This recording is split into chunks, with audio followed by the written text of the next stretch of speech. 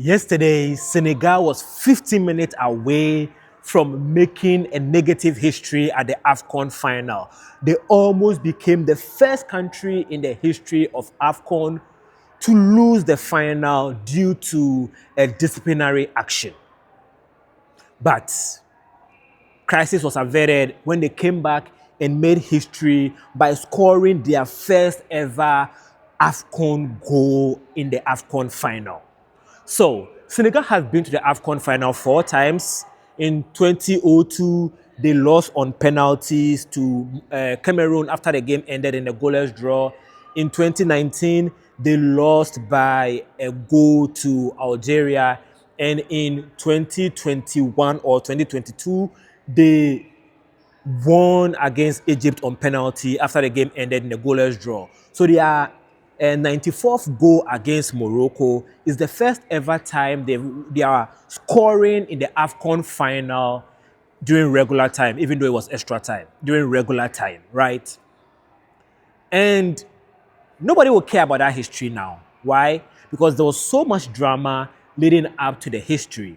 So the question is, what would have happened if Senegal had stayed in the dressing room for 15 more minutes? And that is what I'm going to address on this channel today. My name is Tony. I'm a Ghanaian writer who lives in the US. On this channel, I talk about geopolitics and trade from the perspective of an African. So like I said, I talk about geopolitics, which means that I talk about the rules and politics around the game and not the game itself. So if you are interested in understanding issues from an intellectual perspective, this is the channel for you. Now let's talk about the rules. CAF has what they call the CAF Disciplinary Code, CDC, and under CAF Disciplinary Code, Article 82 and 84 talks about what would happen if what almost happened yesterday had happened.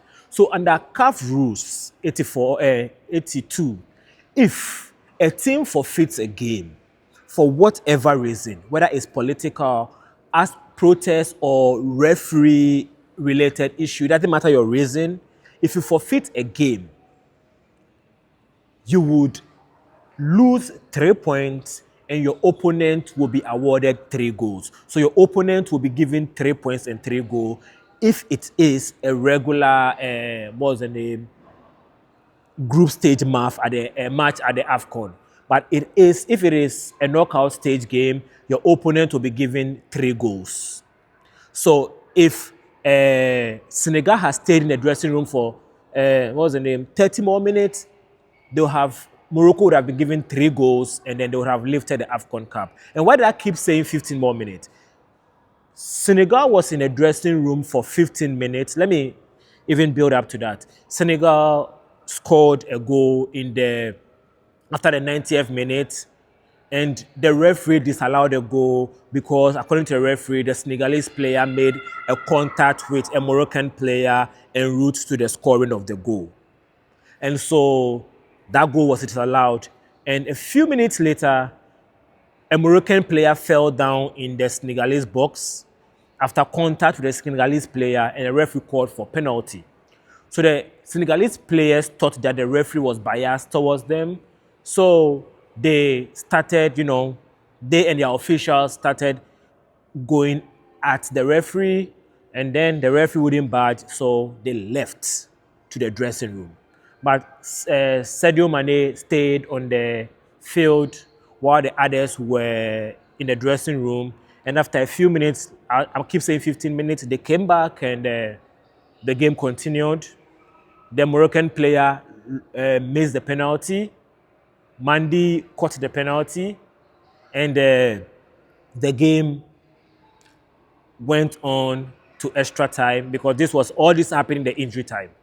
So the game went on to extra time, and then at extra time, 4 minutes into the extra time, Goyi scored and defended. Senegal was able to defend the goal and won the game.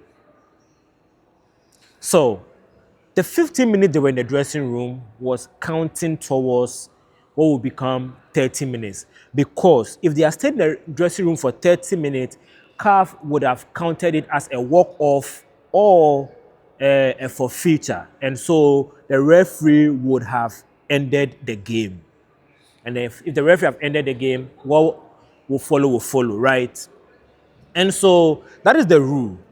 But that rule has been applied only once in 1978. 1978, Ghana hosted and won the AFCON for the third time, making history as the first country in Africa to win AFCON for 3 times. And Nigeria also made history that year by becoming the first country in Africa to win a medal on a technicality.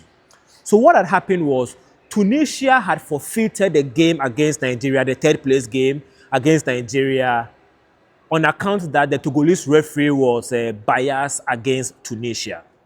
So because they stayed in the dressing room for more than 30 minutes, the Togolese referee ended the game. At that time, Nigeria was awarded 2 goals, even though the game was 1-1 at that point when the Tunisia forfeited. And so Tunisia lost that game by staying in the dressing room, and Nigeria won the game. Yeah. That's how Nigeria won a medal in the 1978 AFCON. Not by skill, by technicality. But let me give you a little history of that game itself. So in 1977, right? That history is important to my next point. In 1977, Tunisia became the first African country in like 40 years to go to the World Cup when they beat Nigeria to go to the 1978 World Cup. So Tunisia beat Nigeria in 1977. So there was intense, pressure in that game itself. There was a lot of drama that happened in the 77 game, but the drama in 78 is related to the drama in 77. So Tunisians were on edge. So when I think they scored in the 20th minute in that game against Nigeria. So they were leading the goal, and then in the 42nd minute, Nigeria equalized. And Tunisia said the referee contributed to the Nigeria equalizing. So they forfeited the game. We're in the dressing room for 30 minutes, the game ended, and then Nigeria won. Now, this is how it relates to yesterday's incident.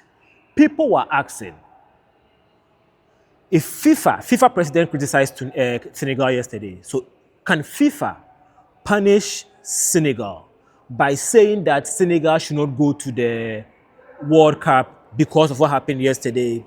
The answer is probably no. And I'll tell you why. After the 1978 game, CAF punished Tunisia by disallowing Tunisia to compete in any CAF competition for 2 years. So Tunisia didn't play in AFCON or any other CAF competition for 2 years. However, Tunisia went to the World Cup in 78. Why? Because they had already qualified for the World Cup. Usually, going to the World Cup, there's a lot of issues involved. There's a lot of logistics involved in going to the World Cup. So if somebody qualifies to the World Cup and you are a few months away from the World Cup, it is hard to put a disciplinary action on them for the World Cup. So FIFA will not punish them because of that. And I know somebody will bring up the fact that in, was it 2006, a Ghanaian player was given a red card in the AFCON game, and then that red card was included in his World Cup. So going to the World Cup, he had 2 matches he was going to miss already. So the player was like Kinson, was not added to the squad for the 2006 World Cup because he had a red card from the AFCON that was sent to the to the World Cup, right? It's easier to punish a player because as like Kinson didn't go to the World Cup, there were other 23 Ghanaians who could have gone. That one is easier. But the whole country preparing for the World Cup, FIFA preparing for the country to come to the World Cup, yeah, it will be hard to just stop Senegal from going to the World Cup. So yeah, Senegal is probably not going to be punished for the World Cup. They probably won't be punished by CAF for this too because they came back. They didn't break the rule. They were at the verge of breaking the rule, but they came back, so they probably won't be punished by CAF as well. I just wanted to point out the rule because my brother asked me. Funny enough, I wasn't even going to do a video on this, and my brother called me because he came to my channel to see if I had made a video explaining the rules because he knows the type of content I do, and I didn't do it, so he called me like, yo, bro, what will happen if so and so had happened? And so I thought that since he has questions, other people will have questions. So that is the answer to the question. I don't know if I explained it well because today is a holiday in the US, Martin Luther King Day. So I wasn't preparing to record a video today. So yeah. And subscribe to my channel if you are interested in more intellectual conversations like this. We'll talk later.